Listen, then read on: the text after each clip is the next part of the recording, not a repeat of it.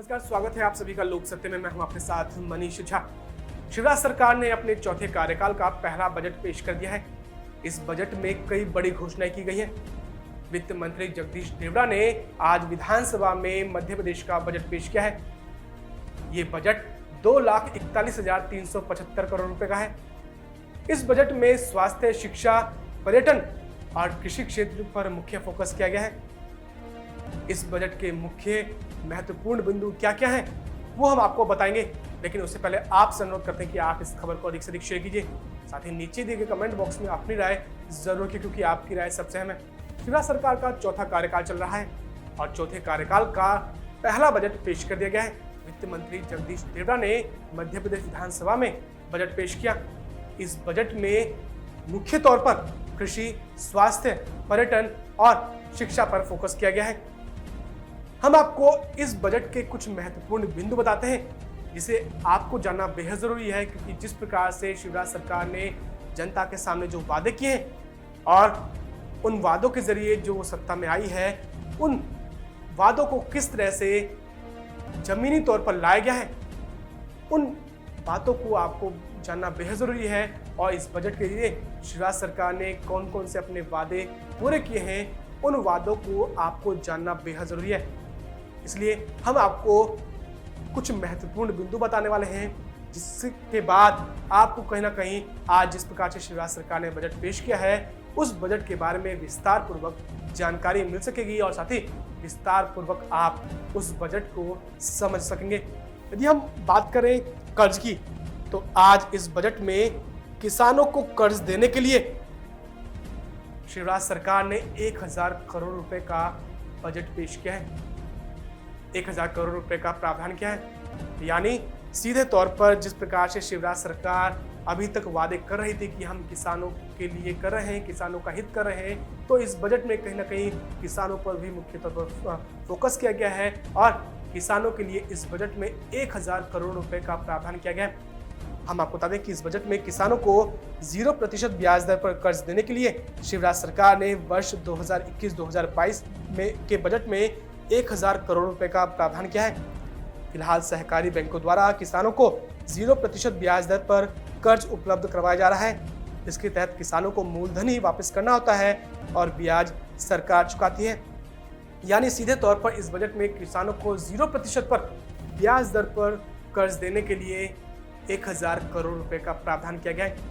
यानी एक तरह से किसानों को आगे बढ़ाने के लिए शिवराज सरकार ने सीधे तौर पर इस बजट में किसानों पर फोकस किया है और 1,000 करोड़ रुपए का प्रावधान किया है।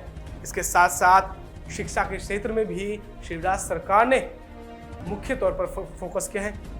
इस बजट में शिवराज सरकार ने ऐलान किया है कि सीएम राइज योजना के तहत 9,200 सर्व सुविधा युक्त विद्यालयों की स्थापना होगी। साथ ही प्रत्येक बसाहट के 15 किलोमीटर के दायरे में एक सीएम राइज स्कूल होगा। इसके तहत पहले चरण में 350 स्कूलों को बनाया जा रहा है और इसके लिए इस बजट में 1,500 करोड़ का प्रावधान किया गया है।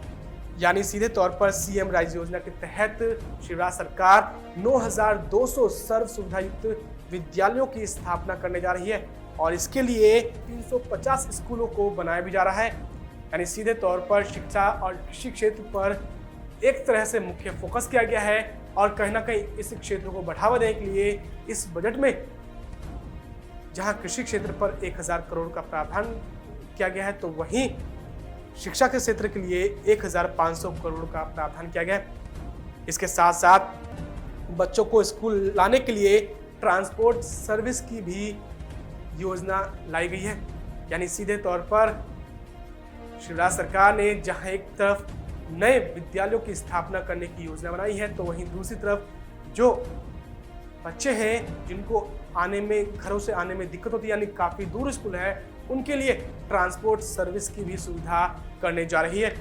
इसके साथ साथ हम यदि और अन्य बातें करें, यानी अन्य बातें बताएं आपको किस प्रकार से इस बजट में कौन कौन से और महत्वपूर्ण बिंदु रखे गए हैं, तो हम आपको बता दें कि इस बजट में मुख्यमंत्री तीर्थ दर्शन योजना को फिर से शुरुआत करने की बात कही गई है।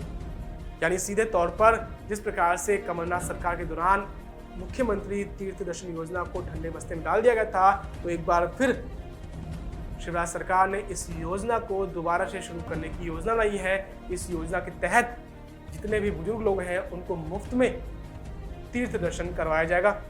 इसके साथ साथ शिवराज सरकार ने घर घर नल से जल पहुंचाने का लक्ष्य रखा है।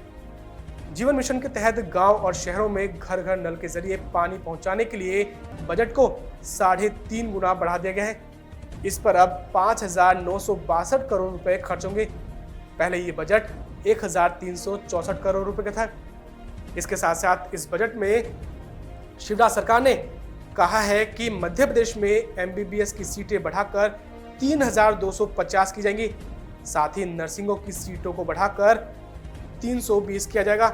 इसके अलावा राज्य में 9 नए मेडिकल खोले जाएंगे। यानी सीधे तौर पर शिवराज सरकार ने इस बजट में जो मुख्य तौर पर फोकस किया है वो कृषि और शिक्षा है, क्योंकि जिस प्रकार से आज देखा जा रहा है कि कृषि कानून जैसे आया है उसके बाद देश भर में किसानों द्वारा जो कृषि कानून के खिलाफ जो विरोध किया जा रहा है, दिल्ली की सीमाओं पर किसान पिछले 3 महीने से डटे हुए, तो कहीं ना कहीं इसको ध्यान में रखते हुए किसानों को कर्ज के मद्देनजर 1,000 करोड़ का प्रावधान किया गया है और वो भी 0% ब्याज दर पर। इसके साथ साथ यदि हम शिक्षा की बात करें तो शिक्षा के क्षेत्र में भी सीधे तौर पर 9,200 स्कूल खोलने की बात कही गई है, जिसमें सर्व सुविधा युक्त होगा। इसके साथ साथ एमबीबीएस की सीटें बढ़ाकर 3,250 की जाएंगी और 9 नए मेडिकल खोले जाएंगे। इसके अलावा हम कुछ और अन्य बिंदुओं की बात करें तो इसके अलावा बजट में वित्त मंत्री ने कहा है कि चंबल के लिए अटल प्रोग्रेस वे ही है। अब पूर्व से पश्चिम को जोड़ने के लिए नर्मदा एक्सप्रेस वे का खाका तैयार किया गया है। शिवराज सरकार ने कहा है कि मध्य प्रदेश में 8,800 करोड़ रुपए की जमीन भूमाफिया से मुक्त कराई गई है और आगे भी करवाई जाएगी। साथ ही साथ पुलिस कर्मियों को आवास के लिए 25,000 आवास का निर्माण कराया जा रहा है।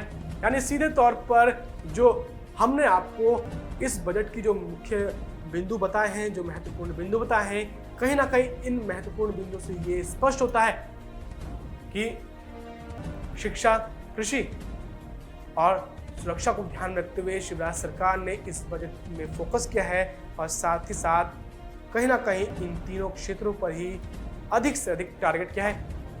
हालांकि विपक्ष इस बजट को लेकर कहीं ना कहीं शिवराज सरकार के प्रति रोष है और शिवराज सरकार पर आरोप लगा रही है कि शिवराज सरकार जो बजट लाई है ये दिशाहीन है और इससे मध्य प्रदेश की जनता को कोई लाभ नहीं पहुंचेगा। अब शिवराज सरकार जो बजट लाई है उससे मध्य प्रदेश की जनता को लाभ पहुंचता है या नहीं ये तो आने वाला वक्त बताएगा, लेकिन कहीं ना कहीं किसानों, शिक्षा और सुरक्षा के मद्देनजर इस बजट को लाया गया है और इन तीनों क्षेत्रों पर ही ज्यादा फोकस किया गया है। आपसे अनुरोध करते हैं कि आप इस खबर को अधिक से अधिक शेयर कीजिए, साथ ही नीचे दिए गए कमेंट बॉक्स में अपनी राय जरूर रखिए, क्योंकि आपकी राय सबसे अहम है। फिलहाल के लिए इतना ही। देश दुनिया की तमाम खबरों को जानने के लिए आप देखते रहिए लोक सत्य।